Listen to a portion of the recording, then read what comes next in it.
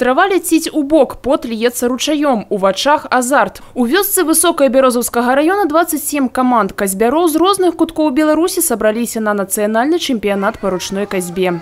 Касцам патрэбна не толькі хутка, але і якасна прайсці 100-метровую дыстанцыю. Ускладняецца заданне яшчэ і тым, што спаборніцтвы праходзяць прама на балоце. Зямля тут у літаральным сэнсе сыходзіць з-пад ног.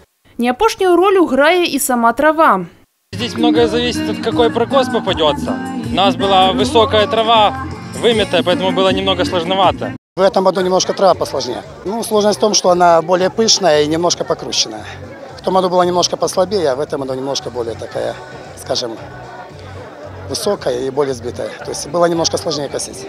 Для Віктора Здановіча спораўскія сенакосы добрая нагода расчахліць сваю новую касу. Прызнаецца, косіць ён і на подворку, толькі ўжо сучаснай механизованной техникой. От дедушки я перенял опыт. Он мне еще косу подарил. Сказал: держи, внучок, этой косой будешь косить.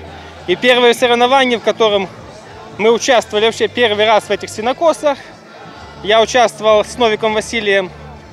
Вот. Я косил той косой, что подарил мне дедушка. Она была старенькая, польская, но косит до сих пор отлично, но большой износ. Ее на такую траву брать уже страшно, она не выдержит такой нагрузки. Змянілі дзелавую вопратку на рыштунак касьбяроў і прадстаўнікі улады. Сярод іх і замежныя гости. Вот этот праздник не только объединяет белорусов, но это еще объединяет и укрепляет дружбу. В первую очередь дружбу наших братских народов. Не менш запалу і на суседнім полі. Тут ідзе напружаная барацьба ў яшчэ адным экзатычным відзе спорту.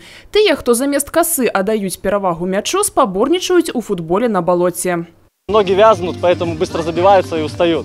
Так что, немножко надо быть выносливым. Вот. Наверное, в этом особенность. Фестываль не толькі свята. Гэта яшчэ зварот да экалагічнай праблемы. Спораўскі заказнік называюць лёгкімі Еўропы. Зарастанне унікальных нізінных балот хмызняковай расліннасцю прыводзіць да змены і гібелі экасістэмы і яе насельнікаў. Сама идея реализации этого праздника, он изначально носит экологическую направленность. Люди должны помнить, что дышать чистым свежим воздухом и любоваться красивой природой – это у нас в крови, но это нужно постоянно поддерживать и, естественно, не портить. Некалькі гадоў у заказніку спораўскі актыўна аднаўляюць балоты. І міжнародны экалагічны фестываль «Спораўскія сенакосы» адыгрываюць у гэтым не апошнюю ролю. Дзяна Мішчук, Роман Філюціч, тэлерадыёкампанія «Брэст».